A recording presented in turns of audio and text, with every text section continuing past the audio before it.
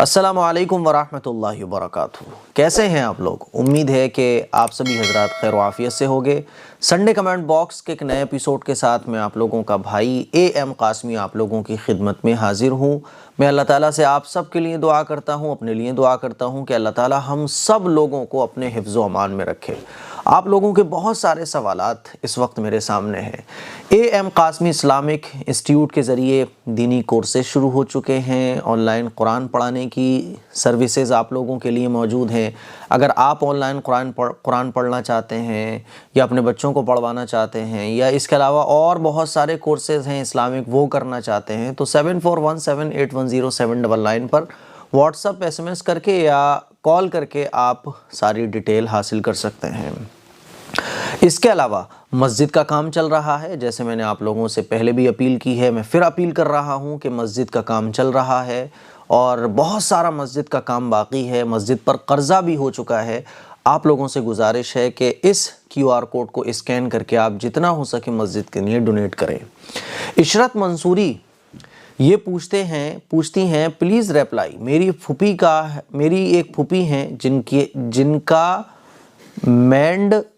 Mind کام نہیں کرتا، clear سوال لکھا کریں۔ جب بھی آپ کمنٹ کریں تو سوال کو چیک کر لیا کریں کہ آپ نے کوئی مسٹیکس تو نہیں کی ہیں۔ جن کا مائنڈ کام نہیں کرتا ہے تقریباً 1 سال سے، اب ان کے شوہر کا انتقال ہو گیا ہے تو اب ان پر عدت کیسے کرنی ہوگی؟ وہ اس حال میں نہیں ہے جیسے شریعت میں عدت ہے۔ آپ نے شریعت میں عدت جو ہے اس کو کیا سمجھا ہے؟ اگر کوئی ان پر نظر نہیں رکھ پاتا تو اٹھ کر باہر چلی جاتی ہیں، پورے گھر میں وہ کہیں بھی جا سکتی ہیں۔ بات سمجھ آ رہی ہے؟ یہ سمجھا جاتا ہے عدت کے بارے میں کہ جو خاتون عدت میں بیٹھی ہوئی ہے وہ ایک جگہ پر بیٹھی رہے گی، اس جگہ سے وہ ہلے گی نہیں، اس جگہ سے وہ ہٹے گی نہیں، یہ سمجھا جاتا ہے۔ ایسا کچھ بھی نہیں ہے، پورے گھر میں وہ کہیں بھی جا سکتی ہیں، ٹھیک ہے؟ تو نو پرابلم، ٹینشن لینے کی ضرورت ہی نہیں ہے۔ اور بھولنے کی بھی عادت ہے انہیں، تو ان کی عدت کیسے کریں؟ ایسے ہی کرانی ہے۔ دیکھیے عدت میں کیا ہوتا ہے کہ نیا کپڑا نہیں پہن سکتے، سنگار نہیں کر سکتے، سج سور نہیں سکتے، ٹھیک ہے نا؟ خوشبو نہیں لگا سکتے، مہندی نہیں لگا سکتے، نارمل رہ سکتے ہیں جیسے ہم لوگ رہتے ہیں۔ سجنے سورنے کے کام نہیں کر سکتے، بس عدت کے دوران دوسرا نکاح نہیں کر سکتے، عدت کے درمیان رشتہ نہیں کر سکتے، بس یہ دقت ہے، اور کچھ بھی پرابلم نہیں ہے۔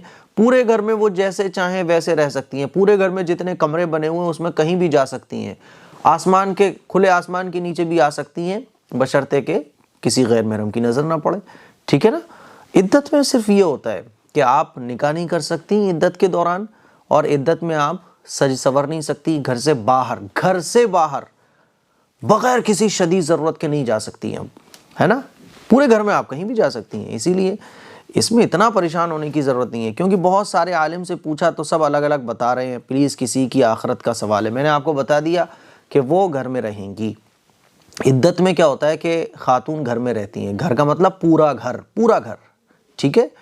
باہر جانے کی اجازت نہیں ہے اب، اور پورے گھر میں رہ سکتی ہیں۔ سجنا سورنا، مہندی لگانا، خوشبو لگانا، نئے کپڑے پہننا، تو جو سجنے سورنے کی چیزیں ہوتی ہیں وہ نہیں کر سکتی عدت کے دوران، بس نو پرابلم، ورنہ نارمل رہیں وہ، ٹھیک ہے؟ اچھا، پردہ تو غیر محرم سے ویسے بھی پردہ ہے، پردے کا تعلق عدت کے ساتھ نہیں ہے۔ پردہ عدت میں بھی ہوتا ہے، بغیر عدت کے بھی پردہ ہوتا ہے، ٹھیک ہے؟ محرم سے مل بھی سکتی ہیں، غیر محرم سے تو ویسے ہی پردہ ہے، تو پردے کا عدت میں کوئی الگ سے تعلق نہیں ہے، ٹھیک ہے نا؟ مجھے امید ہے آپ کو کلیئرلی آنسر مل گیا ہوگا۔ Shaima Saifi, attach bath room میں وضو کر سکتے ہیں کیا؟ وضو ہوتا ہے پانی سے، ٹھیک ہے نا؟ وضو ہوتا ہے پانی سے، تو اٹیچ باتھ روم میں بھی آپ وضو کر سکتی ہیں، اور اگر پانی ناپاک جگہ پر گرے گا، اس کی چھینٹیں آپ پر پڑیں گی تو پھر آپ کو اس چیز سے بچنا چاہیے، ٹھیک ہے؟ اور اگر اٹیچ باتھ روم ہوتا ہے تو وہ ایک دم کلیئر ہے، صفائی ستھرائی کا آپ خیال رکھتی ہیں تو نو پرابلم، وہاں وضو بھی کر سکتی ہیں، وہ نہا بھی سکتی ہیں، کوئی مسئلہ ہی نہیں ہے۔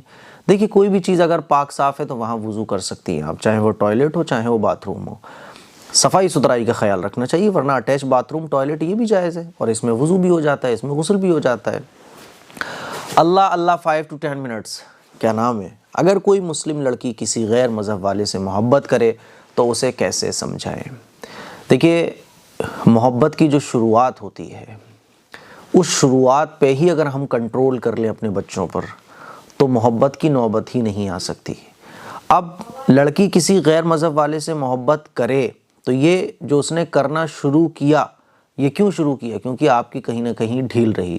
آپ شروع سے اگر اپنے بچے پر توجہ رکھیں گے، فوکس رکھیں گے، بچپن سے ہی بچے کی تربیت کریں گے، اس کو صحیح غلط کے بارے میں بتائیں گے، دین اسلام کی تعلیمات آپ اس کو دیں گے، تو پھر بچہ یہ قدم نہیں اٹھا سکتا ہے۔ لیکن پھر بھی آپ کی لاپرواہی کی وجہ سے، والدین کی لاپرواہی کی وجہ سے، گھر والوں کی لاپرواہی کی وجہ سے اب وہ کسی کے چکر میں پڑ گئی تو اسے سمجھائیے۔ آپ اس کو بتائیے کہ اللہ نے اس سے منع کیا ہے، اللہ کے رسول نے اس سے منع کیا ہے۔ آخرت کی اہمیت اس کے دل میں بٹھائیے، ہے نا؟ آخرت کی اہمیت، اللہ اور اللہ کے رسول کے حکموں کی پابندی کی اہمیت، زندگی کی اہمیت، اسے دین اسلام کے بارے میں بتائیے، ٹھیک ہے نا؟ لیکن بچپن سے جوانی سب دین سے دور گزر گئی، اب آپ اس کو یہ باتیں سمجھانے بیٹھو تو سمجھ میں نہیں آئیں گی۔ اسی لیے آپ اس کو ایسے واقعات بھی سنائیے کہ دیکھو جس لڑکی نے غیر مسلم لڑکے سے شادی کی تو اس کا کیا انجام ہوا ہے۔ کبھی بھی غیر مسلم ایک مسلم لڑکی کو ایکسیپٹ کر ہی نہیں سکتا ہے، کیونکہ غیر مسلموں کے جو ریتی رواج ہوتے ہیں، غیر مسلموں کے جو کانسیپٹ ہوتے ہیں، جو بلیفز ہوتے ہیں، وہ بہت الگ ہوتے ہیں۔ چھو چھات، وہ تو آپ یہ سمجھ لیں کہ جس برتن میں بیوی کھاتی ہے اسی برتن میں شوہر نہیں کھا سکتا ہے۔ طرح طرح کے غلط سلط طریقے ہیں جو غیر مسلموں میں رائج ہیں۔ چھوٹ چھات بہت ان کے ہاں چلتی ہے، بھید بھاؤ بہت زیادہ چلتا ہے، ذات برادری کی وجہ سے فرق بہت زیادہ چلتا ہے۔ تو غیر مسلم کبھی بھی مسلم لڑکی کو ایکسیپٹ کر ہی نہیں سکتے۔ کتنے سارے واقعات ایسے ہیں، ہزاروں کی تعداد میں ایسے واقعات موجود ہیں کہ مسلم لڑکی نے غیر مسلم لڑکے کے ساتھ شادی کر لی، تو جب تک جوانی تھی، جب تک جنون تھا عشق کا، نئی نئی شادی کا جب تک مزہ تھا، اس وقت تو لڑکی کے ساتھ اچھے سے رہا گیا، اس کے بعد لڑکی کو چھوڑ کے لڑکا بھاگ گیا۔ سماج کبھی ایکسیپٹ نہیں کرے گا، غیر مسلم لڑکے کے گھر والے کبھی ایکسیپٹ نہیں کریں گے، اور پھر کیا خطرناک انجام ہوتا ہے۔ پچھلے سال کی بات ہے کہ پریگننٹ لڑکی تھی، وہ اس کا ہسبینڈ چھوڑ کے بھاگ گیا، لڑکی مسلم تھی، لڑکا غیر مسلم تھا، چھوڑ کے بھاگ گیا۔ اسی لیے اس کا انجام بڑا خطرناک ہوتا ہے۔ اور یاد رکھو کہ جذبات میں لیے ہوئے فیصلے آپ کی زندگی کو نہیں سنوار سکتے، جوش میں لیے گئے فیصلے آپ کی زندگی کو نہیں بنا سکتے۔ جذبات میں اور جوش میں جو فیصلے لیے جاتے ہیں ان کا انجام بڑا خطرناک ہوتا ہے۔ اسی لیے یہ ساری چیزیں اور سارے واقعات آپ اپنی اس لڑکی کو سمجھائیے، ٹھیک ہے؟ تو انشاءاللہ وہ ہدایت پر آ جائے گی۔ اللہ تعالیٰ سے دعا کیجئے، اللہ اور اللہ کے رسول کی تعلیمات اسے بتاتے رہیے، اور خوب اللہ سے رو رو کر اس کی ہدایت کے لیے دعا کیجئے، انشاءاللہ وہ ہدایت پر آ جائے گی۔ افسانہ خاتون کہتی ہیں، میں نے خواب میں دیکھا ہے میں درگاہ پر گیا ہوں۔ کیا مطلب ہے؟ کوئی اچھا یا برا میرا سوال کا جواب دیجئے بھائی جان۔ میرا سوال آپ سنڈے کمنٹ باکس میں ضرور لائیں۔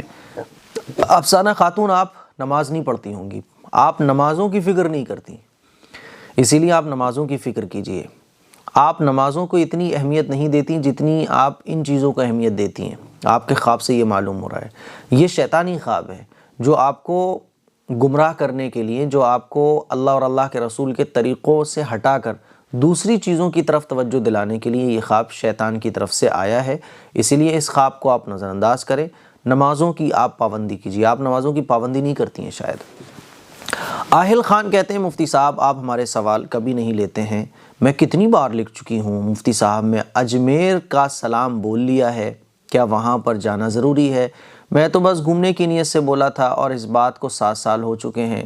میں شادی کے بعد بولا تھا کہ کچھ بیبی ہونے کے بعد جاؤں گی، پلیز آپ بتائیں۔ کہیں لوگ کہتے ہیں کہ اجمیر جانے سے پہلے نظام الدین جاؤ، پھر مہرولی جاؤ، پھر اجمیر جاؤ اور ویسے ہی واپس آؤ جیسے ہم جائیں گے۔ پلیز آپ میرا جواب ضرور دیں، میں آپ کی اولڈ از گولڈ ہوں۔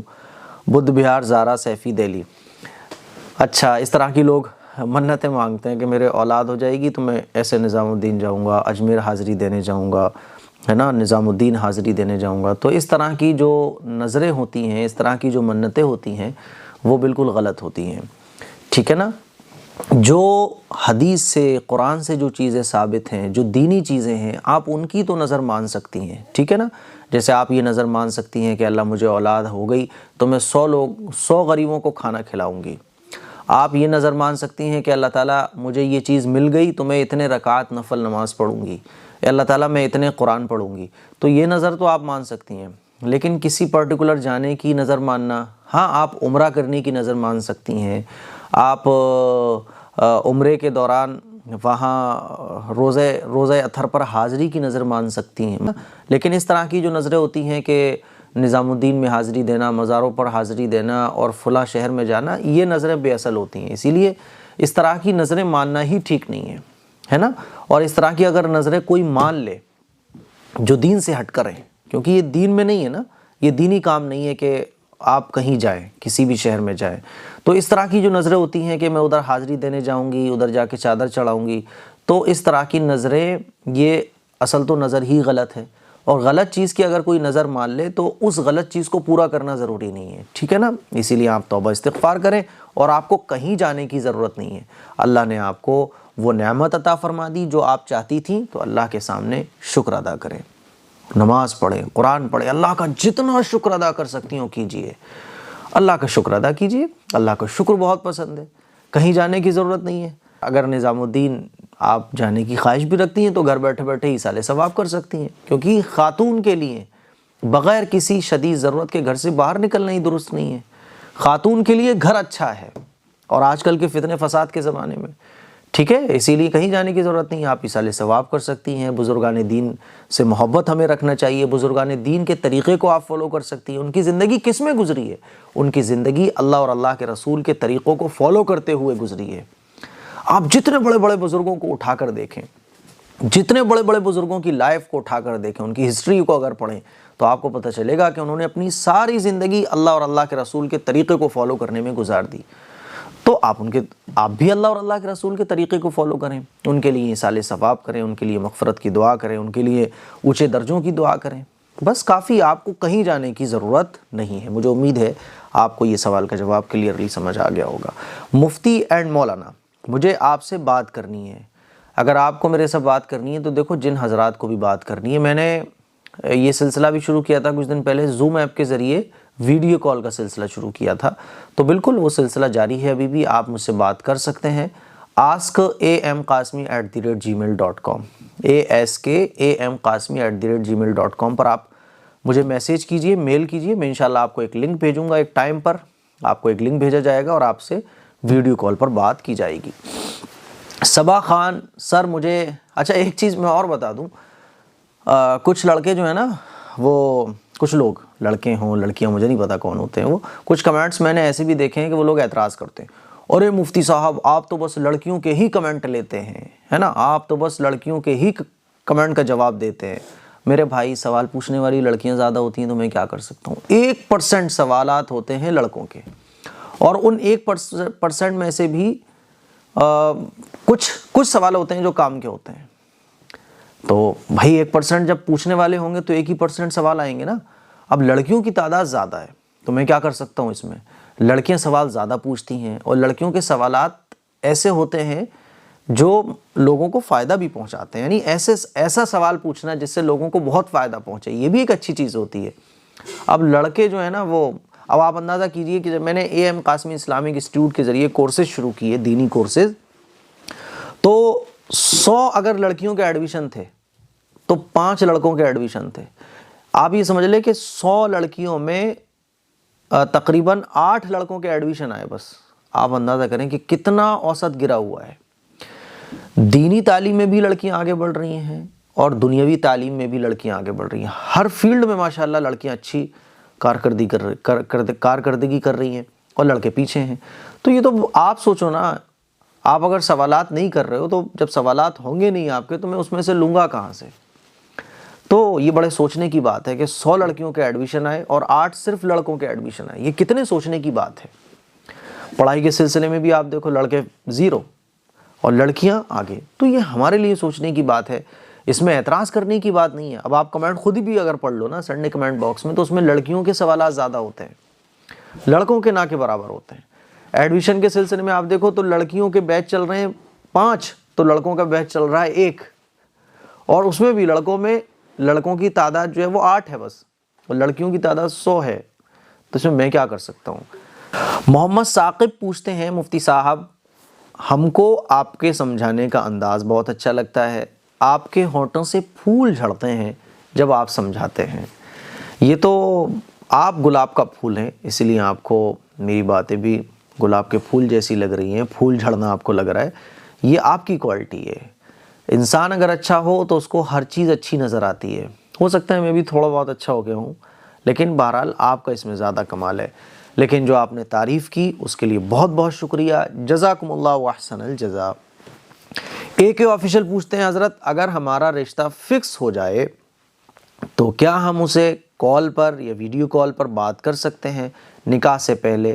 یہ مسئلے کا جواب دیں. دیکھیے رشتہ ہونے سے نہ تو وہ آپ کی بیوی ہوتی ہے اور نہ وہ آپ کا ہسبینڈ ہوتا ہے. اور کتنے ایسے رشتے ہیں کہ نکاح سے پہلے ٹوٹ جاتے ہیں. رشتہ ہوتا ہے 2 سال رشتے چلتے ہیں، 3 سال رشتے چلتے ہیں اور آخر میں جا کے ٹوٹ جاتے ہیں. ٹھیک ہے نا.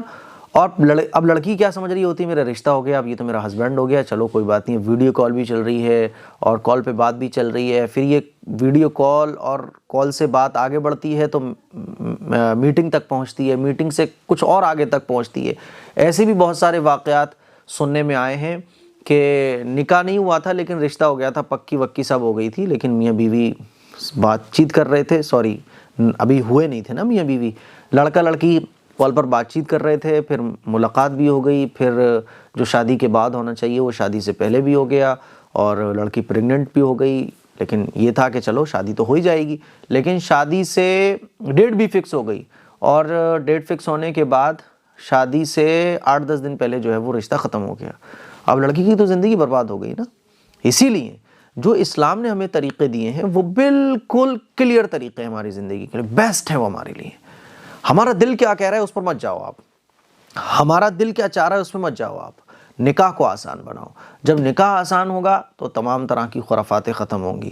اب صاحب رشتہ ہو گیا، پکا ہو گیا، اگر اسی میں نکاح ہو جائے تو مصیبت کیا آ رہی ہے؟ نکاح میں کون سے ہاتھی گھوڑے لگتے ہیں؟ نکاح ہمیں مشکل سے 5 منٹ بھی نہیں لگتے. بس بھائی تمہیں یہ نکاح قبول ہے اتنے مہر کے ساتھ؟ ہاں جی قبول ہے. تمہیں یہ نکاح قبول ہے؟ جی قبول ہے. ہو گیا نکاح، بس بات ختم ہو جاتی ہے.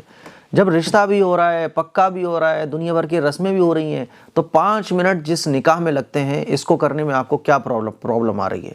جب نکاح ہو جائے گا میاں بیوی بات بھی میاں بیوی ہو گئے تو آپ بات بھی کر سکتے ہیں، ملاقات بھی کر سکتے ہیں، کوئی مسئلہ نہیں ہے. لیکن رشتہ ہونے سے، صرف رشتہ ہونے سے، ابھی نکاح نہیں ہوا، وہ آپ کی بیوی نہیں ہے، وہ آپ کا ہسبینڈ نہیں ہے. اسی لیے دوری بنائے رکھیے. بات کرنا کسی بھی طرح سے درست نہیں ہوگا. بات سے ہی آگے کی شروعات ہوتی ہے. بات ہوتی ہے، پھر کال سے ویڈیو کال ہوتی ہے، پھر ویڈیو کال سے میٹنگ فکس ہوتی ہے، پھر میٹنگ کے بعد اور قریب آنے کی چاہت ہوتی ہے، پھر اور قریب آتے تو میاں بیوی والا رشتہ قائم ہو جاتا ہے، پھر لڑکی کی زندگی برباد ہو جاتی ہے. صحیح ہے نا، اتفاقیاں پیدا ہو جاتی ہیں. اسی لیے بالکل جائز نہیں ہے، اس سے بچیے، اپنی زندگی کی حفاظت کیجیے، اپنی عزت آبرو کی حفاظت کیجیے. اور بائی چانس رشتہ ٹوٹ جاتا ہے، کچھ نہیں ہوا لیکن ویڈیو کال وغیرہ ہو گئی، تو کیا ہوتا ہے بعض دفعہ، اکثر بلکہ دیکھا گیا ہے کہ لڑکی کی جو ہے زندگی خراب ہو جاتی ہے.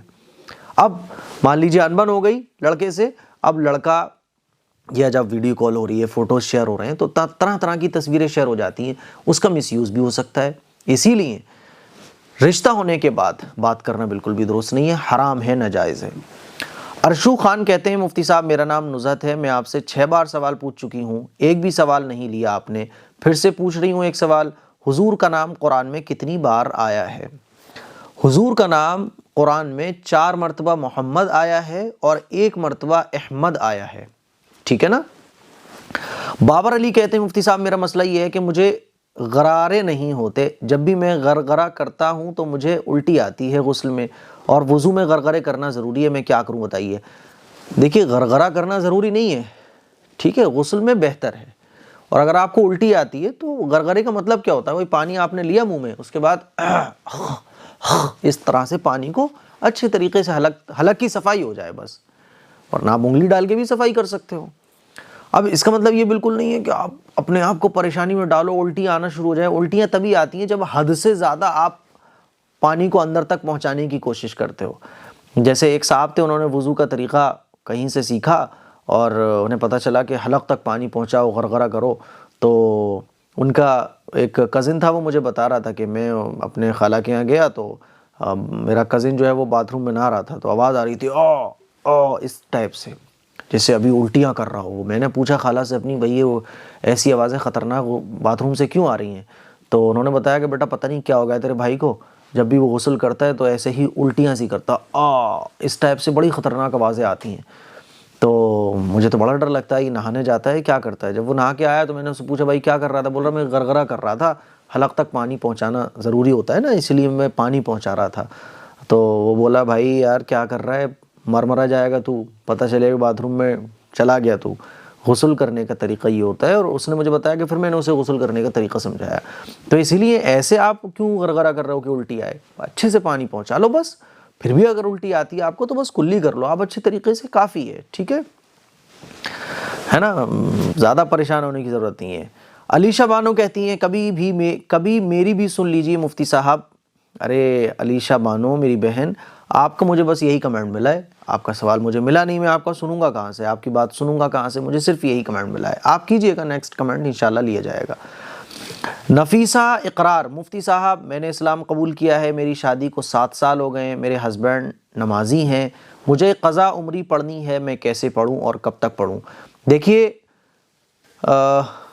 آپ غیر مسلم تھی نا، آپ نے اسلام قبول کیا، تو جس دن آپ نے اسلام قبول کیا تھا اس دن سے آپ کے اوپر نمازیں فرض ہو گئی. تو آپ پچھلی نمازوں کی جو کاؤنٹنگ کریں گی تو وہ تب سے کریں گی جس وقت آپ نے اسلام کو قبول کیا تھا. ٹھیک ہے نا، آپ کے اوپر نماز تب فرض ہوئی جب آپ نے اسلام کو قبول کیا. تو مثال کے طور پہ آپ نے 25 سال کی عمر میں اسلام قبول کیا، اب اس وقت آپ 27 سال کی عمر کی ہیں، تو 2 سال کی نمازیں اگر آپ نے چھوڑی ہوئی ہیں تو 2 سال کی نمازیں آپ کے اوپر قضا مانی جائیں گی. شعیب خان کہہ رہے ہیں، مفتی صاحب پوچھ رہے ہیں میرا نام شیرین انصاری ہے. اب دیکھیے آئی ڈی ہے لڑکوں کے نام کی اور سوال پوچھنے والی یا تو سسٹر ہیں، وائف ہیں، تو میں کیا کر سکتا ہوں اس میں، مجھے بتائیے، ہے نا. سوال پوچھنے والوں کی تعداد اگر لڑکیوں کی زیادہ ہوگی تو اس میں کیا کر سکتا ہوں. آپ لوگ زیادہ پوچھو، لڑکے سوال زیادہ پوچھیں گے، لڑکوں کے سوالات ایسے ہوں گے جو بہت اچھے سوالات ہوں گے جس سے لوگوں کو فائدہ پہنچ سکتا ہے، لوگوں کو علم ملے، تو وہ سوالات بھی لیے جائیں گے. ہماری کوئی دشمنی تھوڑی نہ ہے، ایڈمن کی بیچارے کی کیا دشمنی ہو سکتی ہے. آپ خود جا کے سنڈے کمنٹ باکس کے کمنٹس پڑھیں گے تو آپ کو اندازہ ہوگا کہ 100 میں سے 5 کمنٹ بھی لڑکوں کے نہیں ہوتے ہیں. مفتی صاحب کیا اپنی کسی ہندو کو ان کے فیسٹیول کی بدھائی دے سکتے ہیں؟ 14 جنوری کو مکر سنکرانتی تھی تو ہمارے کسی ریلیشن والوں نے اسٹیٹس ڈالا تھا کہ مکر سنکرانتی کی شبھ کامنائیں، تو کیا یہ کہنا غلط ہے؟ کیا ضرورت ہے کہنے کی، کیا ضرورت ہے کہنے کی؟ ہم ان کی ہیلپ کر سکتے ہیں لیکن جو مذہبی چیزیں ہیں اس میں ہم شرکت نہیں کر سکتے. ٹھیک ہے نا، مذہبی چیزوں میں شرکت کرنے کی اجازت نہیں ہے. اللہ کے نبی صلی اللہ علیہ وسلم نے ارشاد فرمایا من تشبہ بقوم فہو منہم، کہ جو جس کے جیسا اپنے آپ کو بنائے گا وہ آخرت میں اسی کے ساتھ ہوگا. اسی لیے ہم اپنے غیر مسلم بھائیوں کی مدد کر سکتے ہیں، ہیلپ کر سکتے ہیں، ان کے ساتھ اچھائی کا معاملہ کر سکتے ہیں، ان کی ہر طرح سے مدد کر سکتے ہیں، لیکن جو مذہبی چیزیں ہیں اس میں شرکت کرنے کی اجازت نہیں ہے. اسلام یہ کہتا ہے لکم دینکم ولی دین، کہ تمہارے لیے تمہارا دین ہے، ہمارے لیے ہمارا دین ہے. اور دنیا میں بھی ہم دیکھتے ہیں کہ جیسے ایک اسکول والا دوسرے اسکول والے کی ڈریس کو ایکسیپٹ نہیں کرتا ہے، وہ کہتا ہے بھائی ہمارا آپ اسکول میں اپنے بچے کو پڑھانا چاہتے ہیں تو آپ کو ہماری ہی ساری چیزوں کو فالو کرنا پڑے گا. اسلام بھی سیم ایسے ہی کہتا ہے کہ بھئی آپ اسلام میں داخل ہو گئے، اب اسلام کی چیزوں کو آپ کمپلیٹلی فالو کرو، دوسرے کی عزت کرو، احترام کرو، لیکن اس کی چیزوں کو فالو نہیں کرو آپ، کیونکہ یہ دنیا حق اور باطل کی لڑائی ہے، سچ اور جھوٹ کی اس دنیا میں لڑائی ہے. سچ یہ ہے جو اسلام کہتا ہے، اور جو دوسرے لوگوں کے بلیفز ہیں وہ غلط ہیں. حق ایک ہی ہے وہ ہے اسلام، سچ ایک ہی ہے وہ ہے اسلام. اب اگر سچ کو فالو کرنے والے، حق کو فالو کرنے والے بھی غلط چیزوں کو سیلیبریٹ کرنا شروع کر دیں تو یہ پتہ کیسے چلے گا کیا صحیح ہے کیا غلط ہے.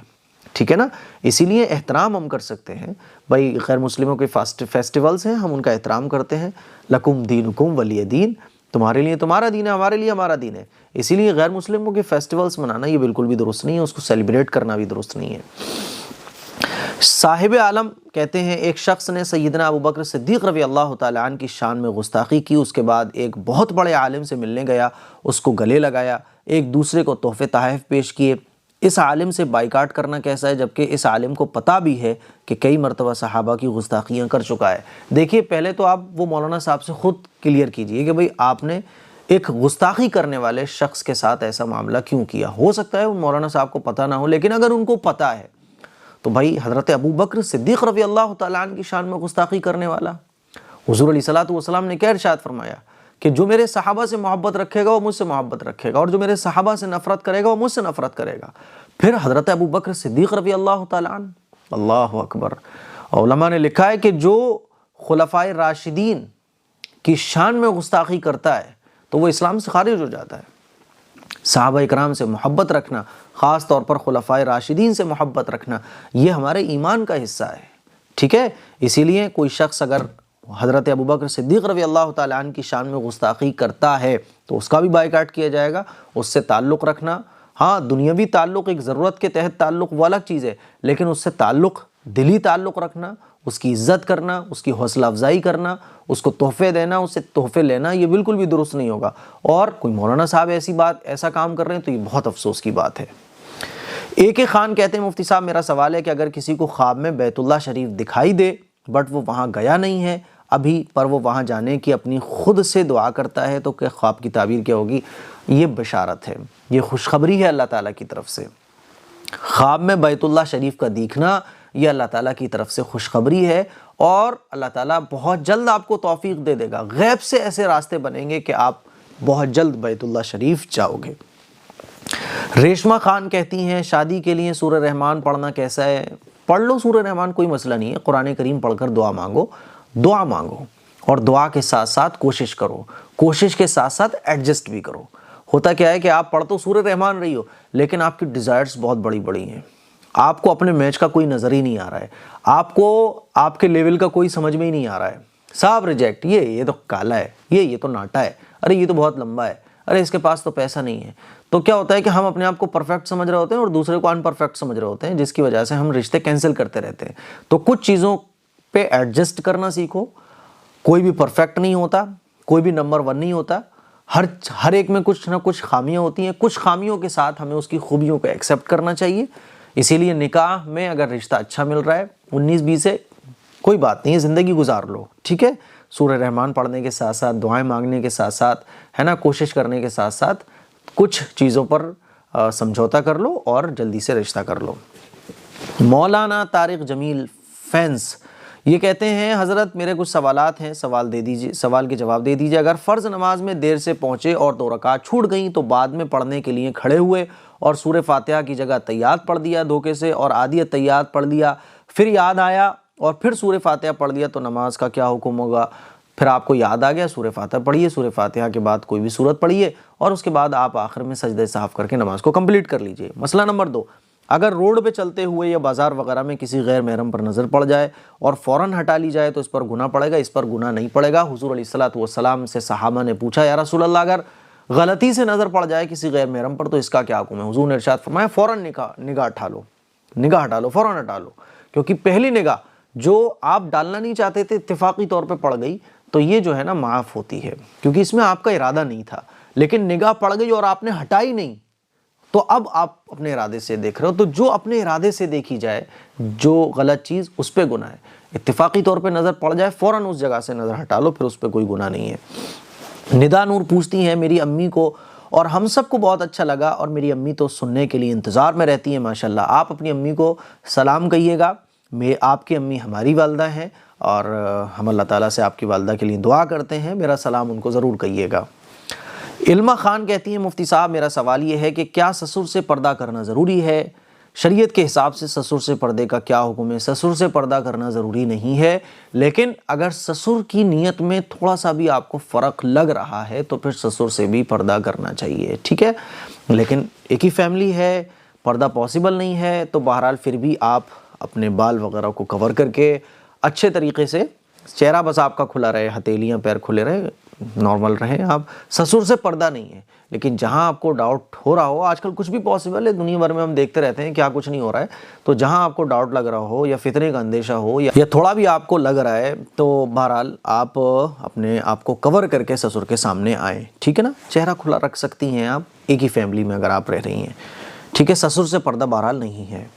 ماہرہ خان پوچھتی ہیں مفتی صاحب مجھے یہ جاننا ہے کہ کیا حج یا عمرے پر جانے سے پہلے لوگوں کو دعوت کھلا کر جانا ضروری ہوتا ہے؟ یہ رسم و رواج ہے۔ دیکھو حج اور عمرہ ایک عبادت ہے، نماز ایک عبادت ہے، تو آپ نماز جب پڑھنے جاتی ہو تو کیا لوگوں کو دعوت کھلاتی ہو؟ ایسا ہوتا ہے کہ میں آج ظہر کی نماز پڑھنے جا رہی ہوں، جلدی سے آج میری طرف سے دعوت ہے، تو جیسے نماز پڑھنا ایک عبادت ہے، قرآن پڑھنا ایک عبادت ہے، اسی طرح سے حج کرنا ایک عبادت ہے، عمرہ کرنا ایک عبادت ہے۔ اب عبادتوں میں بھی ہم نے رسم و رواج جوڑ دیے۔ دعوت کھلانا، بھائی دعوت کھلانے کی کیا ضرورت پڑ رہی ہے؟ کیا ضرورت پڑ رہی ہے بھئی دعوت کھلانے کی؟ یہ دعوت کھلانے کا کون سا موقع ہے؟ اب لوگوں نے بنا لیا ہے کہ عمرے پہ جا رہے ہیں صاحب، دعوتیں چل رہی ہیں، پیسہ اڑایا جا رہا ہے۔ یار یہ پیسہ ایجوکیشن پر خرچ کرو، یہ پیسہ لوگوں کی بھلائی کے لیے خرچ کرو، یہ پیسہ غریبوں کی مدد میں خرچ کرو۔ دعوتوں میں اڑا رہا ہے مسلمان اپنا پیسہ، بس شوقوں میں اڑا رہا ہے اپنا پیسہ۔ اسی لیے پیسے کی قدر کیجئے، اس پیسے کو اچھے کام میں لگائیے، اسکول بنوائیے، مدرسے بنوائیے، مسجدیں بنوائیے، اماموں کی تنخواہ بڑھائیے، ہے نا۔ تو یہ رسم و رواج ہیں، اس سے ہمیں بچنا چاہیے۔ اسلام پوچھتے ہیں مفتی صاحب جزاکم اللہ و احسن الجزا۔ مفتی صاحب اللہ پاک ہم سبھی کو ہدایت دے اور ہم سبھی کو علم دین سیکھنے کی توفیق عطا فرمائے، آمین۔ فرید خان کہتے ہیں مفتی صاحب میرا سوال یہ ہے کہ عورت جب نماز میں کھڑی ہوتی ہے تو کیا 4 انگل کا فاصلہ رکھنا چاہیے؟ دونوں طرح سے جائز ہے۔ عورت پیروں کو ملا لے، یہ بھی جائز ہے، اور 4 انگل کا فاصلہ رکھ لے عورت، یہ بھی جائز ہے۔ دونوں طرح سے درست ہے، جیسے آپ کو آسانی لگ رہی ہو۔ تو یہ کچھ سنڈے کمنٹ باکس کے سوالات تھے۔ مجھے امید ہے آپ کو یہ ایپیسوڈ بہت پسند آیا ہوگا۔